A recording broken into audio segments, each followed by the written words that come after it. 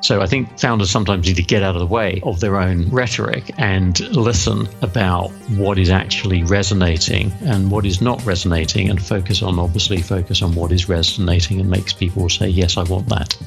Driving sustainable growth for a B2B company can be daunting, especially when trends in marketing are evolving so quickly. As a savvy executive, you know that the road to success is continually under construction. So you have to be on the lookout for new insights to help you drive growth. Welcome to Trend Spotters. Our goal is to sift through the noise and provide practical wisdom from B2B business leaders to help you improve your sales and marketing. In each episode, we have frank 15-minute conversations with leading-edge marketing and sales experts who are driving growth for companies every day. Here's Candyce to introduce today's guest. Today, I get to talk with Stuart Farr, who is the president of Deltix. Deltix is a fintech company that is laser-focused on quantitative research and automated systematic trading. Along with founder and CEO Ilya Gorelik, Stuart is responsible for sales and the continuous development of their product line. Founded in 2005, Deltix is growing quickly. Revenue was up 50% last year. And this year, they were named one of the top 10 best hedge fund software providers. They were also awarded Best Technology Firm overall. We'll talk about innovation because Stuart has some great insights here for CEOs and company founders that can help with strategy. Full disclosure, Deltix is a Propel Growth client. So now, let's dive into the conversation. Stuart, thank you for joining me on the podcast today. I'm really glad to get a chance to chat with you. You're welcome. I'm happy to join. Deltix has been on a pretty fast growth trajectory. In fact, I believe you've achieved 50% growth just last year. Let's start on that topic and talk to me about what it is that has allowed Deltix to achieve this growth and what kind of trends you think companies should look for to be able to do the same thing. Sure. I'm just to qualify. I'm not sure I'm going to say what other people should do. I'll try and explain what we've done, and you can take from that what you may or may not be relevant. But one of the things that you'll hear me say is I actually think it's almost dangerous to look too far outside of your own domain of what other people are doing. I think actually that's a trap in actual fact. But more specifically about what we do, we try and be very, very, very focused on what the market, and more specifically the very narrow segment of our market, is doing, what's going on in that world. So our market is financial services, specifically it's technology for quantitative and systematic research and trading, which is a small niche. It's growing, but it's a small niche within the very large financial technology market. And it's very specific, and just understanding what's going on in that world at a macro level. In what I mean by that is how that participants in that market are themselves faring over historically and now, and what the thoughts are for the future. That is very important. And at a general level, I found historically is knowing what your market is doing as your customers or your hopeful customers will perceive it. What does their world look like when they get in the day? Are they pleased to be in there? Is business going well for them? Because if it's not, and it hasn't been for some while, that is hugely relevant to whether or not they will talk to you and how you should talk to them. In other words, whether you should be helping them survive or whether you should be helping them thrive in a growing environment and their fear of missing out. So really understanding what's going on in their world is very important. And I can tell you that, I'd certainly learned this the hard way. In other words, we got it wrong. And if you think they should talk to you because you have something really cool, you think it's really cool, and it may be really cool, but they don't think so, or they do think so, but it's just really not relevant right now because we're talking about survival or we're talking about very low growth rates. It doesn't matter how cool it is. It's not relevant to them right now, and it's not likely to be for the foreseeable future because of the environment in which they're operating. So knowing the market and knowing what's going on in that market is really, really, really, really important. Is the first thing I'd hopefully have overstressed. So when you talk about that, can you talk about how you came about the focus, both for Deltix and for Beecham, your previous company, in getting to that really tight target market? Because I think that that's an area that a lot of firms struggle with, is they think, oh, well, I'm serving the financial services, or I'm serving the buy side or the sell side. But in reality, in the financial industry, you have to have a much tighter focus on your niche than that. Well, that's certainly my experience. Again, I don't want to project too far out of that, but my experience is exactly that. We have had to be really narrow. Let me qualify that. So at Beecham, we were focused on hedge funds. You think, well, that's pretty clear, right? That was a growing niche. And I'm talking 15 years ago now, 16, 17 years ago, dare I say it. when the hedge fund industry was nascent, growing like a weed, and there were very few competitors in that market. Now, we stumbled across that market, and to give you an example of what we were talking about earlier, so when I say we, myself and my business partner, had a design for software, or platform-based software that we thought was brilliant, because we were as arrogant as that. We thought and it actually was pretty good, but it was completely irrelevant to what was needed by that market at that time. So we had this generic platform that could be used for all sorts of use cases within buy-side and sell-side financial services. And we thought it would be obvious that people would see the value of this and buy it. Of course, they didn't. And it was by accident, and again, I'll say accident, not by plan, that we stumbled across these things called hedge funds that people talk about daily now, but in those days were not.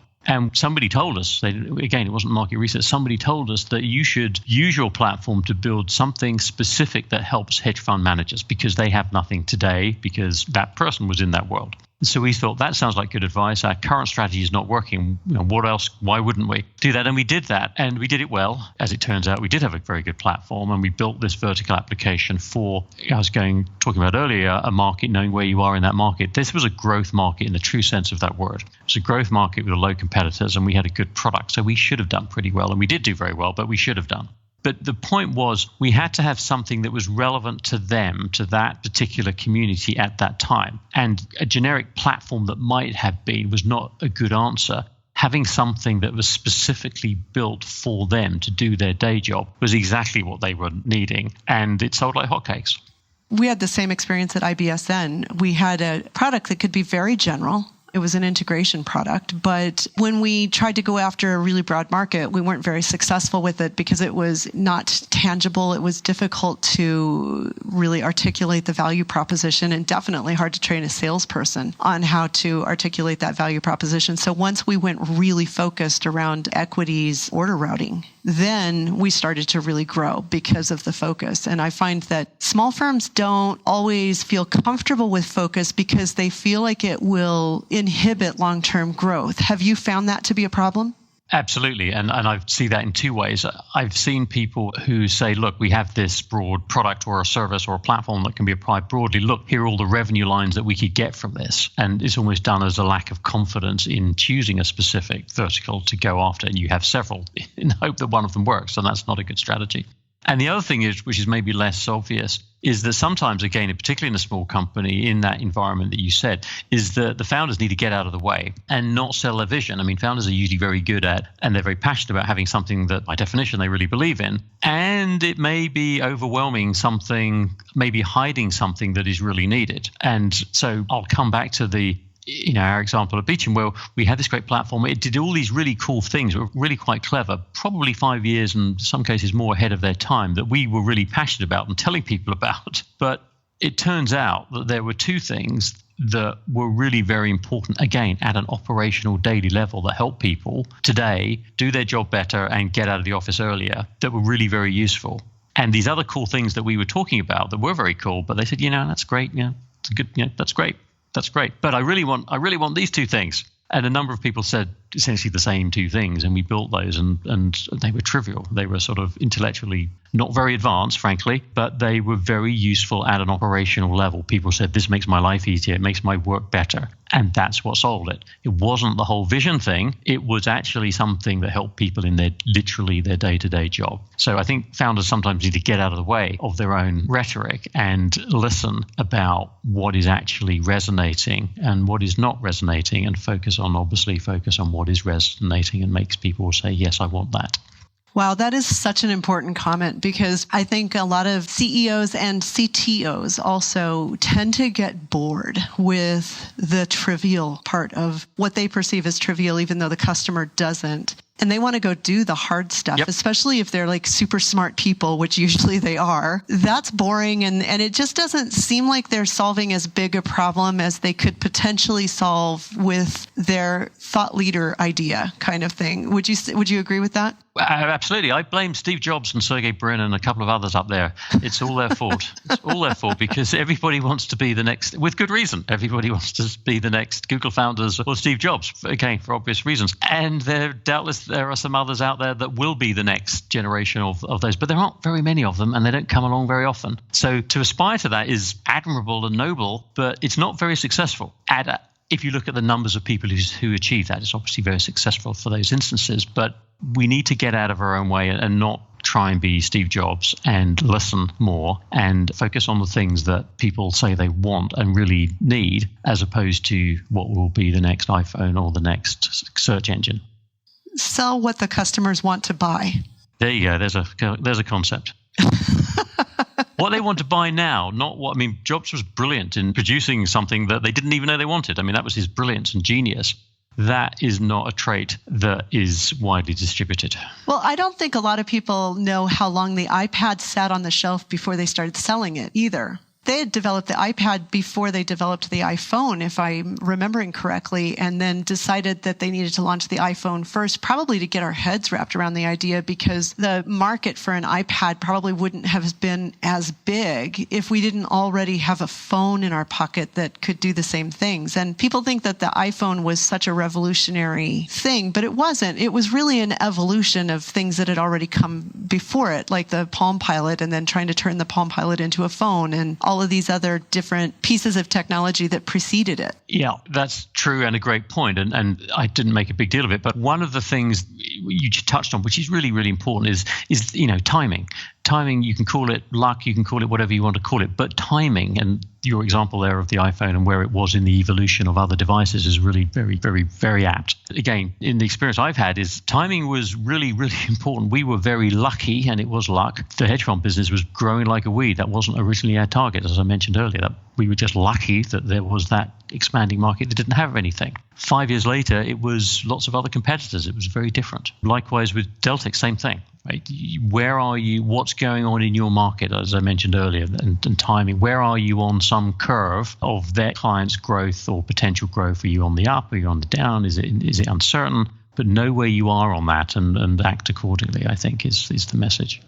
So talk about then, how did you go about figuring this out? With Beecham, you said somebody mentioned it to you, but then you had to go figure out the market research and talk to people. And then with Deltix also, you have a very specific audience. How have you figured out what these customers want so that you can sell them what they want to buy?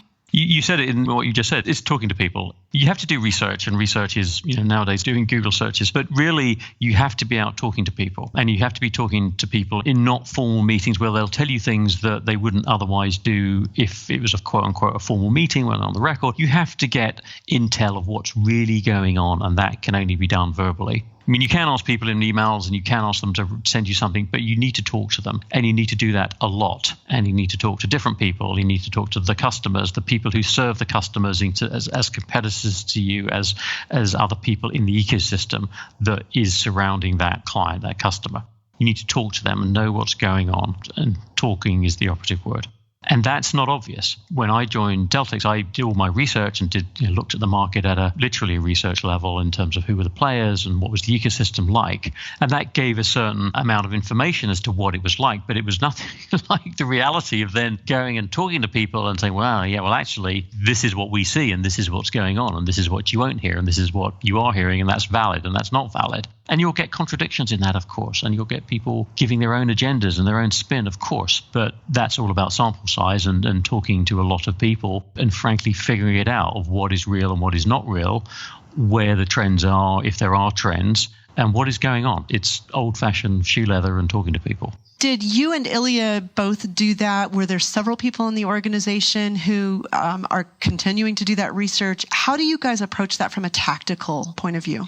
Yeah, that's a good question given the small firm. So it's not part of the sales effort per se, but in practice, it's Ilya and I and our going to conferences and sort of offshoots of conferences and talking to prospective customers, talking to former customers, I should say client because we call them clients. So talking to people as part of not necessarily a business development effort, but again, just our job of being in that ecosystem around conferences and people coming into town for other purposes and meeting them over coffee, simple informal things like that. It is really just the two of us as opposed to a team of people whose job it is to go and do that. It's really us. And I think, certainly in a small firm, it sort of has to be, because you need to hear this. There needs to be some level of trust there. And somebody's talking to somebody that's not going to go and then say, well, guess what I heard, and spill it up the chain. I think there's a level of trust there that needs to be implicit anyways, that you can hear what is going on. And the person telling you that can be comfortable. That's not going to go into some CRM and pushed up the system. So implicit in what I just said, we don't do it systematically in the sense of recording every conversation and writing down things that certain people said. We don't do that. It's all in our heads, and then we then mull it over verbally, and we come to decisions based on what we've heard without it being part of a formal recorded process. I'm not saying that's good and whether one shouldn't do a more formal recorded process, but that's the way we have done it, and we do it, is by doing it more informally and less strategic. Describe who Ilya is for our listeners who aren't familiar with you guys. Oh, sorry. Yes. So Ilya Gorelik, he's one of the co-founders of Deltix. I'm not a co-founder. He is. And so he and I are really the people that go out and talk to the people I mentioned. But he's the visionary of the product and the platform that we have. So really the main person that should be part of this conversation. How big is your sales team, Stuart? I'm sorry, I'm laughing because our sales team is technically 2 people. Okay. So not everybody is involved in those conversations you're talking about. So how do you go about educating them on the insights that you've gathered so that they can go out and have the kinds of conversations with the prospects that communicate what you've learned from the market and help to drive home the value proposition? Well, firstly, that information gathered is not just for sales. I mean, it's product and service as well. It's very importantly, in a more medium-term basis, what we should be doing at a product level and platform level. Clearly, that's really important in the medium term. But to answer your question, we do have a process for that, and that's scheduled calls that we have where we talk about exactly that, what's going on with actual clients, people who are about to become clients. We do that on scheduled calls and share information about what we're seeing. Okay. So then for our closing topic here, one of the things that particularly older firms struggle with is figuring out where to go next. You know, they've got a technology that might be 10, 15 years old. It had its time and is still doing well in terms of generating recurring revenue, but maybe they need to figure out where their innovation budget should be going. And you guys are really good at that. And I know that it's part of that research that you're doing. So can you talk to me about how you're going about deciding the next 2 to 3 years where you're going to go with the technology, given the types of research that you're doing and forward thinking that you're trying to do to be where the client will need you to be? Sure. Again, I'm going to say what I said earlier. So I'll explain what we do. I'm not honestly sure it's very practical for other people, but that's for them to decide. So we don't just have a R&D budget. We have literally twice as many staff than we need to run the business. And in other words, over half of the people we have are doing R&D, most of which is thrown away. I'll say that again. Most of the technology R&D we do is thrown away. And that's not something everybody can do for obvious reasons. But in our very specific niche market that is all about technology and analytics, we would be dead as a company in 3 years if we didn't do that, because technology moves so quickly and there's lots of open source coming into the market, very good open source, not so much solutions, they're not really solutions, but some very, very good open source tools that our marketplace is looking at very seriously, as they should be. So we don't just pay lip service to innovation and R&D, we say literally double the staff that we need operationally to keep ahead. And a lot of that is thrown away because that's the nature of R&D. It's not a product life cycle in the true sense of that sort of traditional world. It's basically listening to those conversations I was talking about earlier and saying, well, that's interesting. Maybe we should, and doing a prototype, and a prototype maybe 2 man years of work, and then showing it to that people. And they say, no, actually that thing I was wrong on. It's very annoying. But we do that hundreds of times, and not all 2 years, obviously, and just keep coming up with not so much solutions, but prototypes of things that people have talked about. And some of them stick. And we've had some very important developments that have happened that have become our next generation of not just product, actually market. We've widened our segment by doing exactly that. But we don't really regard it as bold. We just regard it as necessary investment to keep up and not get overtaken by particularly open source technology. There aren't many other vendors doing what we do, but open source is not a threat, but it keeps us on our toes. So we have to throw a lot of R&D resource at it to keep up and serve some of those ideas that we hear when we do those discussions I mentioned.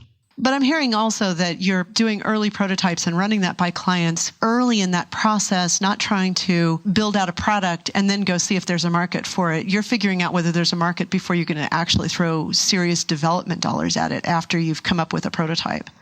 Exactly right. Yeah, exactly. We're building something prototype real and taking not to market, but yeah, exactly what you just said. Yeah. Yeah, I think that's really critical. You have to have some level of being able to experiment without committing until you know whether that experiment's going to have legs. Well, yeah, I mean, that's at a sort of micro level for that particular project, but you can't just do that with one. That's bound to fail, right? The chance of you hitting it out of the park first time is pretty low. So you have to do that multiple times in parallel. And then, in our case, maybe 10 or 15% of those prototypes actually go forward, but you need to have 10 or 15% of a decent number for it to be meaningful. You can't have 2 or 3 projects like that because 10% of 2 or 3 is not very many. So you have to therefore commit resources to be able to do a number of those project-lets, if you will, in parallel, such that you do get things that go forward, but it's a numbers game essentially. And how do you come up with the ideas for that? Is that something that people are coming up with in their own heads because of the nature of the work they do, or are some of those ideas coming from customers, or is it kind of a combination? The conversations you asked about earlier about he's talking to our ecosystem that I mentioned, that's getting fed back into that process. But some of it, I'm not sure if it's a half or not, but the other side of that is our own engineers. They're coming up with things. They're very talented and creative computer scientists and engineers. They will say, well, I think this is really cool, in the way that good engineers should and do. They say, I think this is really cool. And it may or may not be, going back to the point I made earlier. It may be really cool, but nobody else thinks it is. It doesn't matter. They do that bottom up, will often come up with things and show us internally. Say, look, I think this is relevant based on what I know of the world that I see from my corner. I think this is really cool and relevant. And we'll say, we don't think it is, or we'll have a discussion about it. So bottom up in terms of internal staff, and then those discussions I mentioned earlier from the external ecosystem. I think that permission to fail is so critical. You don't have to knock it out of the park with every one of them. No, absolutely. Because you can't, right? I mean, it's just you can't. And again, I blame Steve Jobs. If you really have your heart set on one thing and you want to make the next iPhone, then good luck with that, because, it's just not going to happen for the vast majority of people. So I don't think you should be deluded by those sort of success stories.